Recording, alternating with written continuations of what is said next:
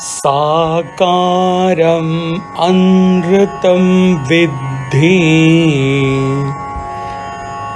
nirākāraṃ tu niścalam etattattvopadeśena na punarbhavasaṃbhavaḥ.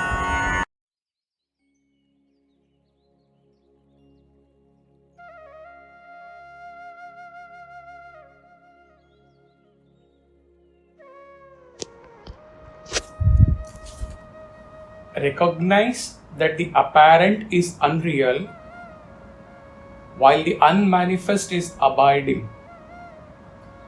Through this initiation into truth, you will escape falling into unreality again.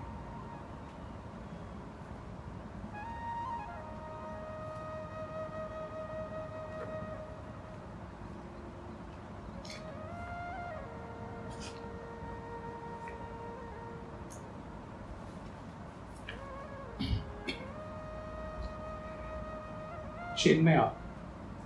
When a sincere seeker tries to practice what has been suggested in the previous verse, the meditator may meet with a persistent obstacle at almost every moment of his meditation. He has been advised in the previous verse that the self is profound intelligence, serene and unperturbed. Yet, in the meditator, thought waves do rise up continuously to disturb and distract his attention. How is he to dry up this continuous eruption of mental pictures drawn from the past memories or fancied by his faculty of imagination?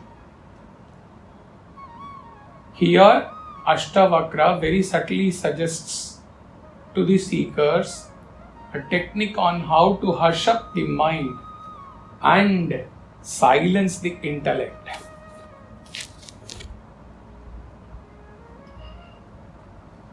Unquote. What are all the apparent things in a human life? Gross body, subtle body, causal body, 3 states of consciousness, 5 koshas, and all of this at macrocosm level, and thus the whole creation which appears before us when we start our day. By now, we know that all these can never be real, as we know they all perish sometime or the other. In fact, all of them, including the creation, folds itself every night and perishes in our deep sleep. All that are experienced, they are false and unreal because they are all perishable, transient. All that can be experienced is not me. What am I then? The unmanifest, non-apparent, subtler than the subtlest, pure existence, pure awareness, which is never born, which is causeless and therefore will never perish. For experiencing this reality of mine, I have to discard all that are apparent and unreal. In my meditation, by following the root neti, na iti, not this, not this.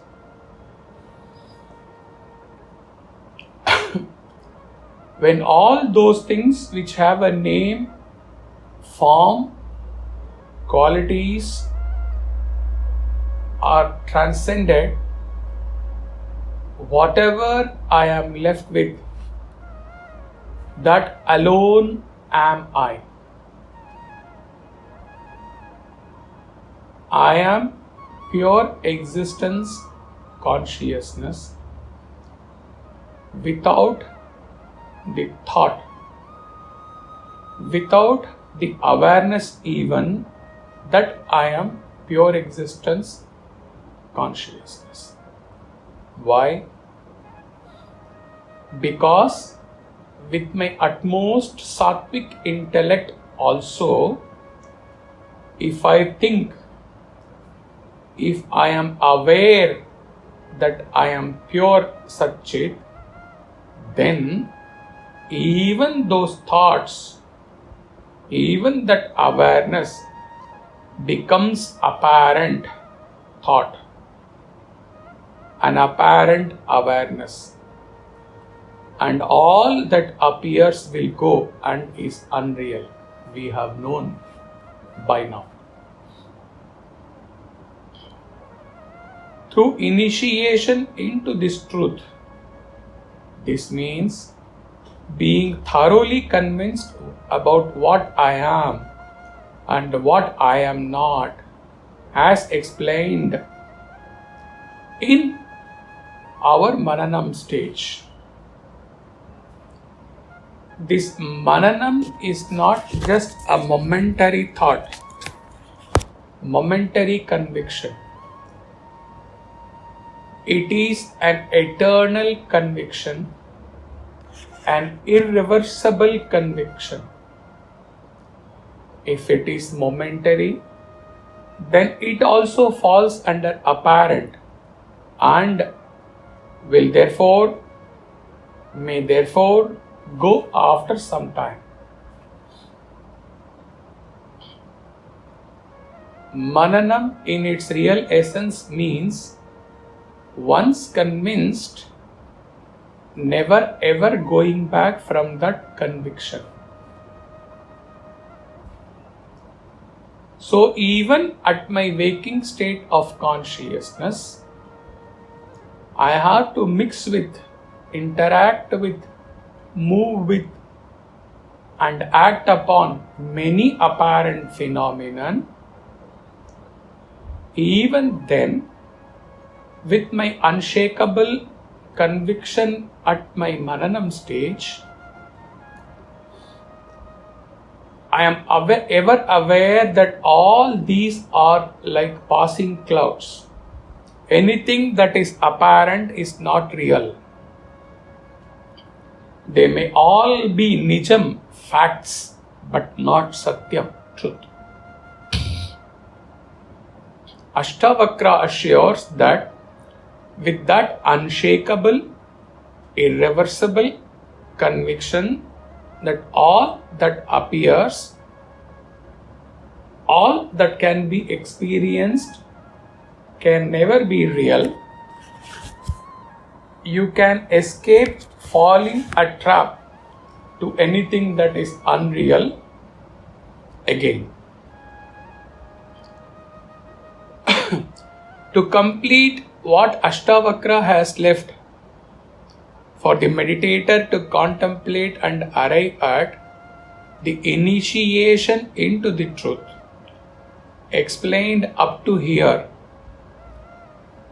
as having known convincingly in our Mananam one has to get into a never before nididhyasanam to discover within himself his true identity, Satyam,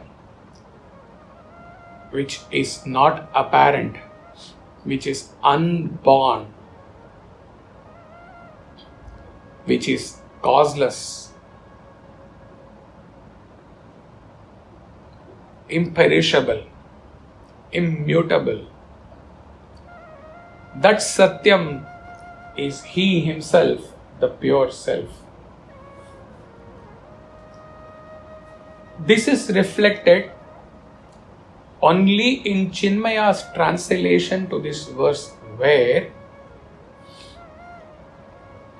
escaping from falling into the unreality again, as we read as the translation of this verse, this has been beautifully worded by Chinmaya as escaping from rebirth.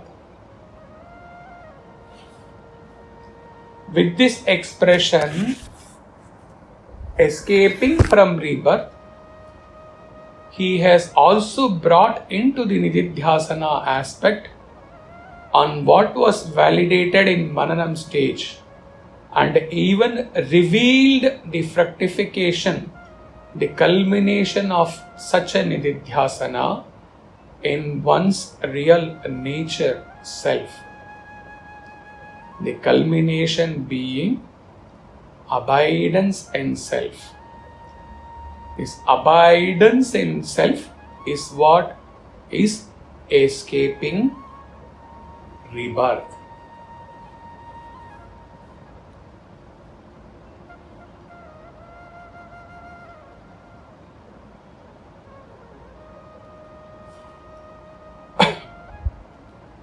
Hari Om Tat Sat.